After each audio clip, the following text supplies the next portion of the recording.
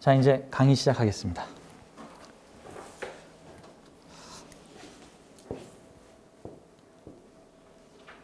감사합니다. 고맙습니다. 실전사주 시작하도록 하겠습니다. 저희가 시즌제로 수업을 하는데요. 이 실전사주를 50강씩 묶어서 시즌 1, 시즌 2, 시즌 3, 시즌 4, 시즌 5, 시즌 6, 지금 하고 있는 게 시즌 7이에요. 그래서 이게 원래 313강이거든요. 오늘 강의가 313강인데, 근데 제가 이 실전사주 시리즈를 진행을 하면서 늘 마음이 아팠던 게 저의 흑역사가 있어요. 뭐냐면은 저도 흑역사가 있습니다.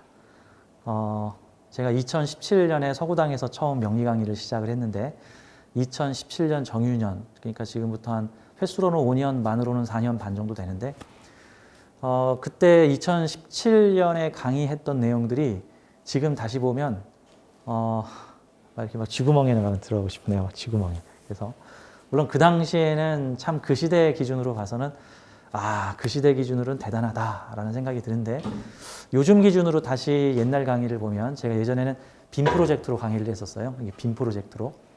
이 빔 프로젝트로 강의를 하니까 얼굴이 안 보입니다. 시커매져요. 이 조명 때문에. 그래서 그리고 또 그때는 저도 좀 옛날 구관법으로 좀 많이 설명을 해서 지금 보면은 조금 아쉬운 점이 많이 있어서, 그래서 다시 시즌 1을 덮으려고 합니다. 그래서 지금 하는 강의가 시즌 7번째 313강이 아니고 시즌 첫 번째 13강으로 진행을 하려고 합니다. 정확하게는 4년 전 이맘때쯤에 제가 요거를 시작을 했었습니다. 그래서 13강, 시즌 1의 13강. 그래서 실전사주반의 첫 번째 코너는 격국법과 격부법에 따른 실전사주 풀이를 중점으로 하고 있어요. 그래서 다시 리와인드해서 시즌 1로 돌아가서 지금부터 이제 찍는 내용들은 시즌 1을 덮어 씌웁니다. 이제 그러면 옛날에 강의했던 버전은 이제 버릴 거예요. 이제 공개 안 하고, 물론 유튜브에 올라 있는 건 뭐 어쩔 수 없지만. 자, 호신샘의 격국과 용신법. 호신샘의 격국과 용신법입니다. 그래서 이 격국과 용신법, 일명 줄여서 격국용신법이라고 하는데요.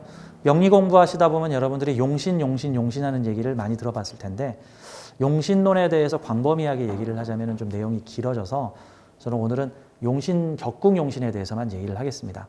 이게 무슨 뜻이냐면, 용신의 종류가 여러 가지가 있어요. 대표적으로 격국용신, 그 다음에 격국용신법 외에 이제 여러분이 흔히 알고 있는 신강, 신약, 중화, 억부를 따지는 억부용신. 사주가 신강하냐, 신약하냐를 가지고 이제 신강하면 좀 줄여주고 신약하면은 힘을 보태주고, 이게 용신이다. 억부용신. 그 다음에 통관용신 또는 소통용신. 그래서 통관용신이라는 게 있고요. 그 다음에 이제 계절론, 궁통론에서 이제 이 명리학 3대 보소 중에 이 자평진전, 적천수, 궁통보감, 요 세 권의 책을 이제 우리가 이제 신주단지 모시듯이 우리 명리계의 3대 보소라고 얘기를 하는데, 궁통보감이라는 자연 계절론에 대해서 논의하는 책이 있는데, 거기서 주로 얘기하는 것들은 주로 조후용신입니다.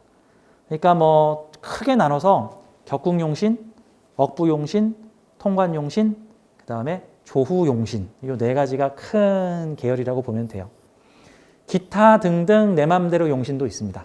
요건 이제 명리 선생님들에 따라서 내가 보기엔 이 사주엔 이게 중요하네, 내가 보기엔 이게 중요하네, 이런 식으로 따지는 건데, 그러다 보니까 이 명리계에 용신이라는 단어가 통일이 안 돼 있습니다. 그래서 지금 어떤 강의를 할 때 용신이다 그러면 이게 지금 이용신인지 저용신인지 요용신인지 헷갈리실 수가 있는데, 저는 사주 해석을 할 때 용신이라는 말을 아마 거의 안 씁니다. 용신이라는 말은 거의 안 쓰고 무슨 용도에서 중요한 역할을 한다, 뭐 이런 식으로 저는 이제 표현을 하죠. 다만 원래 오리지널 용신은 격국용신을 오리지널 용신이라고 하고, 나머지는 이제 용이라고 해야 되는 게 맞는데, 이제 명리학의 여러 학파에서 이제 이거를 중요시하는 학파가 있고 저거를 중요시하는 학파가 있어서 그때 다릅니다. 용신이 여러 개라는 말은요. 내 사주 8글자의 어느 글자도 모두 용신이 될 수 있다는 뜻이에요. 그래서 가끔 요즘에는 이제 그런 분들이 별로 없는데 예전에는 사주 상담을 하다 보면 명리를 조금 배워서 오신 분들이 대부분 무엇을 물어보시냐면 제 사주에는 용신이 뭡니까? 라고 물어봐요. 그러면 제가 용신이 뭐냐고요? 격국용신을 물어보시는 겁니까? 조우용신을 물어보시는 겁니까? 통관용신을 물어보시는 겁니까? 아니면 억부용신을 물어보시는 겁니까? 아니면 내 맘대로 용신을 물어보시는 겁니까? 자, 무엇일까요? 라고 물어보면 모르겠는데요. 그 말은 내 사주 8글자의 모든 글자가 다 용신이 될 수 있다는 뜻입니다. 쓰기 나름. 꼭 어떤 느낌이냐면은 돌잡이 할 때 그 돌잔치를 가면은 아기가 요만한 행사에서 뭔가를 탁 줍잖아요. 그러면 사람들이 돈을 집어라, 판사봉을 집어라, 펜을 집어라, 실타래를 집어라. 이 기억나시죠? 실타래 집으면 오래 산다. 펜 잡으면 작가 된다. 판사봉 잡으면 법조인 된다. 돈 잡으면 부자 된다. 뭐 해가지고 그럼 요만한 자루에 아기가 탁 집어. 그게 어떤 개념이죠? 우리 아기가 어떤 용신을 잡는지 지금부터 생중계하겠습니다 같은 거잖아. 아기가 판사봉을 잡으면 우리 아이가 법조인이 되겠군. 꼭 이런 거죠. 명리학도 비슷해요. 집기 나름. 집기 나름. 그래서 이 용신법은 크게 두 가지로 나눕니다. 적천수 계열의 용신법하고요. 다음에 자평진정 계열의 용신법인데 지금 저하고 공부할 것은 자평진정 용신법입니다. 자평진정 용신법의 장점은 규칙이 정해져 있어서 상담가의 개인적 재량에 따라서 이게 용신이다, 아니다, 저게 용신이다, 아니다, 요게 용신이다 라고 싸울 일이 없다는 뜻입니다. 그 말은 규칙이 정해져 있다는 뜻은 일반적으로 흔히 일반인들이 용신을 좋은 거, 나쁜 거, 좋다, 나쁘다라는 식으로 내 사주에 제일 좋은 글자 이거를 용신으로 알고 있는데 아니에요. 그거는 다 다릅니다. 용신의 목적에 따라 다 달라요. 격국용신에서의 용신은 좋다, 나쁘다의 기준이 아니라 인생의 주제와 테마입니다. 그래서 월지를 기준으로 용신을 잡기 때문에 사주에서 월지가 상징하고 있는 게 그 사람의 사회성, 사회적 임무.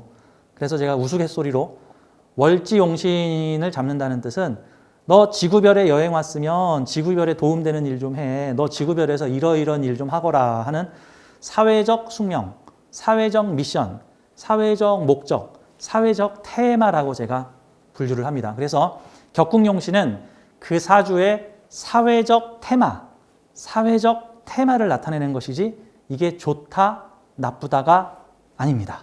좋다, 나쁘다가. 우리가 월지용신, 즉 격국용신을 잡는 거는요. 참고로 이 격이라는 말은 그냥 요즘 시대의 우리말로 번역하면 제 생각에는 뭐 테마, 분류, 뭐 카테고리 뭐 정도로 보면 될 것 같아. 그래서 이 격국용신법에서는 십정격이라 그래서 10개의 격국으로 분류를 합니다. 이제 이걸 내격이라 그러고 그거 외에 기타 등등 격으로 분류하기 이상 야릇한 그것들은 외격이라 그래가지고 또 따로 분류를 해서 뭐 수많은 격들이 있는데 외격은 공부해야 됩니까? 아니요. 그거 끝도 없이 공부해야 됩니다. 그리고 끝도 없이 공부해서 답도 없습니다. 끝도 없이 공부했는데 답이 없어. 저는 그거 시간 낭비라고 생각합니다. 외격사주 공부하실 필요 저는 없다라고 생각해요. 저희 개인적 주관이에요. 뭐 어떤 분은 외격사주도 공부해야지.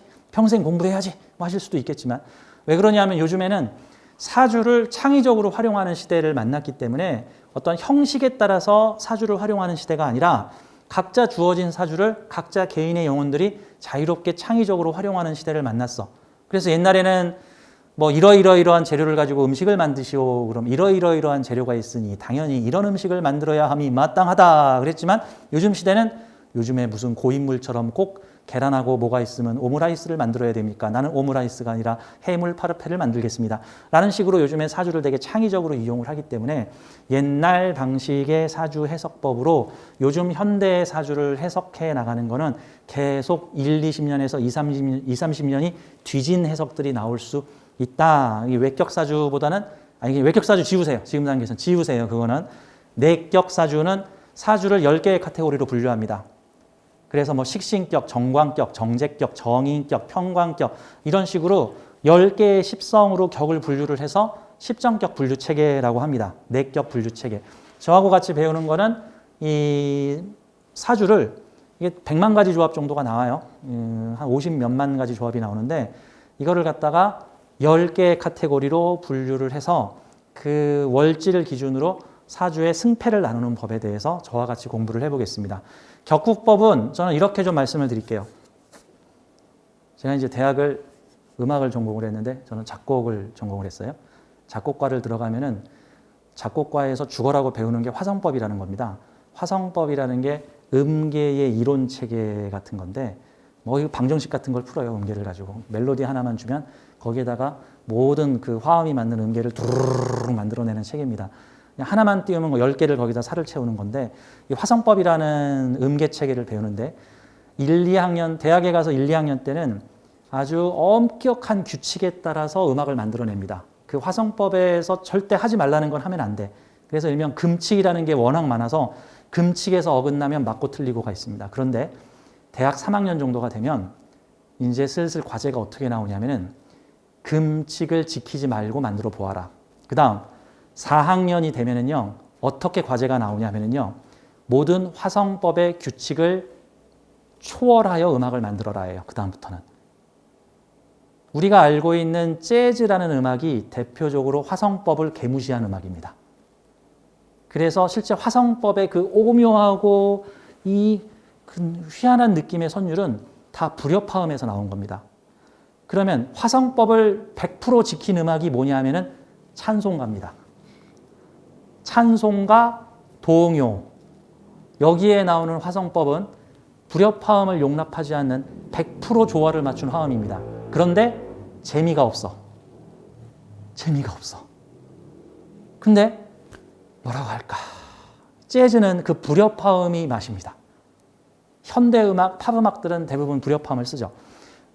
사주도 딱 규칙대로 인생을 살면 그게 찬송가입니다. 불협화음이 있어서 인생이 조화롭고 재밌어. 그래서 이 음대에서 화성법 배울 때 1학년 때는 규칙 지켜서 만드는 법을 배우고 졸업할 때는 규칙을 벗어나서 음악을 만드는 법을 배웁니다. 명리학도 처음에는 규칙을 배우고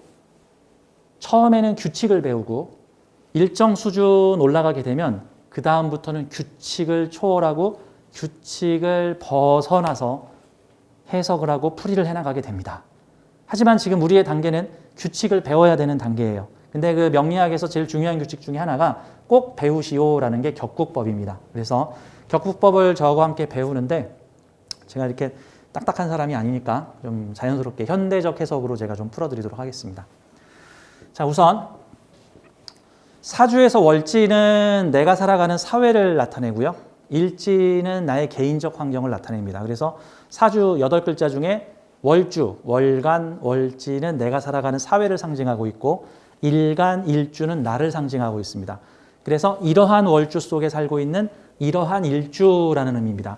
월주가 이렇고 그러한 속에 살고 있는 이러한 나라는 개념으로 사주는 나와 사회, 사회와 나를 함께 표현하고 있는데 매우 신기하게도 8글자 모두가 나이면서 그 8글자를 조금 더 세부적으로 파고 들어가면은 연주월주는 사회궁이고 일주시주는 개인궁이다. 그러면 나와 사회의 관계를 나타내는 게 사주다라고 볼 수 있고 그거를 하나로 통합해서 퉁친 게 나다라고 볼 수 있는 거예요. 이거 매우 철학적인 거고 영성적인 내용인데 이게 무슨 뜻이냐면 내가 지금 월주하고 왼수저 있잖아요. 하지만 전체로 보면 그게 다 나야. 그러면 내 안에 인자들끼리 싸우고 있는 거야. 내 안에 인자들 간에 대립하고 있는 거야. 그러면 내 안에 나쁜 놈이 바깥으로 튀어나와서 그놈하고 나하고의 서로 투쟁을 벌이고 있는데 그 자체가 나야. 그러면 누군가 나한테 사기를 치고 누군가 나한테 폭력을 휘둘렀고 누군가 나를 욕을 했고 그도 나야. 합치면 다 나야. 내 사주 속에 편관이 있으면은 편관의 위협으로부터 보호를 해야 된다. 근데 그 편관도 나야. 그러면 보통은 사주에서 편관이 튀어나오면은 귀신 도깨비가 튀어나왔다. 난제가 생겼다. 뭐 어려운 상사가 있다. 보통은 어려운 미션이 주어졌다. 편관을 극복하라. 뭐 이렇게 근데 그 편관이 또 나야. 그 편관의 심리가 나야. 사주에 편관이 많으면 직장에서 좀 센 상사들한테 시달릴 수가 있는데 그러면 그 센 나를 힘들게 하는 그 상사도 나야. 그것도 합치면 나야. 그러니까 전체와 부분은 하나다. 사주 8글자는 모두 나인데 또 다른 측면에서는 연월주는 사회고 일시주는 나다. 이 격국론에서는요. 일단은 월주를 중점적으로 사주의 중심으로 잡습니다. 그러니까 이 격국론이 월주를 중심으로 세상이 돌아간다라고 보는 거예요. 그러니까 우리는 사회적 동물이다라는 개념으로 보는 게 격국론입니다. 무인도에서 혼자 살면 뭐 사회가 어디 있어? 나 혼자인데. 그럴 수도 있겠죠. 좀 다른 측면이 있겠죠. 이 자평진전이 주로 이제 귀족들을 중심으로 이 자평진전이라는 책을 쓰신 심효천 선생님께서 주로 이제 고관 대작. 근데 어떤 측면에서 그 당시 옛날 그 중세 시대 중국 사회에서 고관 대작이 몇 명이나 될까요? 거의 한 몇천 명에 한 명이나 몇만 명에 한 명 정도겠죠. 고관 대작들이. 이제 그러한 분들을 샘플로 해서 이제 격국론을 만들었습니다. 어떤 측면에서는 그 당시에 귀족들이나 잘 사는 사람들이나 고관대작들의 사주를 모았더니 대체로 격국적 규칙에 잘 맞춰져 있다. 그래서 어떤 측면에서는 이 사주명리학에서 이 자평진전의 격국론은 서민을 위한 학문이 아니라 귀족 엘리트를 위한, 근데 정확히는 그 시대의 귀족 엘리트, 옛날 시대의 500~600년 전 시대의 귀족 엘리트를 샘플로 하여 만들어진 학문인데 그 시대 사람들은 대체로 격국론의 성격된 규칙을 잘 지킨 사람들이 고관대작이 되더라. 사주의 방향성이 분명하다. 불협화음 없다. 찬송가처럼 불협화음 없이 만들었다. 재즈처럼 온통 불협화음으로 만든 게 아니라 찬송가처럼 불협화음 없이 만들었다. 여러분들은 사실 그 불협화음 없이 만들면 그게 찬송가고 동요인데 그게 동요예요. 동요가 좋아요. 요즘 나오는 현대음악이 더 오묘하고 멋있어요. 요즘 나오는 현대음악이 더 오묘하고 멋있지 않아요? 물론 클래식을 좋아하시는 분도 있겠지만 클래식도 고전 화성이라고 해서 베토벤, 슈베르트 시대의 음악들은 고전 화성을 써서 느낌이 다소 찬송가 같아요. 아주 대신에 좀 제한적으로 불협화음을 조금 인정을 하죠. 근데 요즘 현대음악들은 음악이 되게 오묘해. 막 격도 오락가락하고 막 그 사주들이 되게 사주된다. 음악이 되게 오묘해. 저는 정확히는 작곡가 중퇴인데 학교를 다니다가 돈이 없어가지고 그만뒀는데 하도 학비가 비싸서 그만뒀는데 저는 그 뒤에 좀 후회를 했어요. 돈도 없는데 왜 음대를 가가지고 차라리 그 시간에 다른 거나 공부할 걸. 내가 왜 음악 공부하느라 인생을 허비했을까라는 생각을 제가 한동안 했었는데 나중에 이 명리 공부를 하면서 뭐야 이거 명리 공부하고 작곡 이론하고 똑같잖아. 이거 화성법 푸는 거하고 명리 푸는 거하고 틀린 게 없잖아. 거의 똑같네. 저는 그런 원리가 같구나. 결국 같은 원리구나. 그래도 화성법 공부한 게 도움이 되네. 이럴 때는 뭐 이런 거. 왜 화성법은요 재밌는 건 규칙도 지켜야 되는데 창의력도 있어야 돼. 규칙만 가지고는 못해. 창의력도 있어야 돼. 음감도 있어야 돼. 그래서 규칙을 지키면서 아름답게 만들어야 돼. 명리학 규칙 지키면서 창의력 있어야 돼. 명리 풀려면 규칙도 알아야 되는데 내가 되게 부정적이면 대체로 부정적인 해석이 나오고 내가 긍정적이면 긍정적인 해석이 나오고 내가 편협하면 편협한 해석이 나오고 이건 옳고 이건 글러 그러면은 어긋난 거는 나쁜 사주, 범위 안에 있는 건 좋은 사주. 이제 이런 식으로 이 박스화될 수 있는 거죠. 박제화될 수 있는 거. 자, 격국법에 대해서 공부를 하겠습니다. 내가 어떤 사회에 태어났고 사회는 나보고 무엇을 원하는가 이것 따지는 게 격국론이다. 즉 사회적 책임론, 내 사주가 가지고 있는 사회적 책임론, 나라를 구하거라, 세상에 베풀거라, 큰 재물을 다루거라, 명예와 권력을 가지거라 라고 하는 등등의 월주는 사회가 나한테 내리는 명령이다 라는 개념으로 보시면 돼요. 월지하고 충하는 사주는 어떤 사주일까? 사회의 명령을 뻥 찬 사주. 월지하고 합한 사주는 어떨까? 받들겠나이다. 뭐 이런 뜻과 같은 거죠. 근데 이게 좋은지 나쁜지는 그것만 가지고는 알 수 없습니다. 좋은지 나쁜지는. 자, 그래서 사주 볼 때 좋다 나쁘다라고 보지 마세요. 자, 이제 이 내용들을 좀 설명드리겠습니다.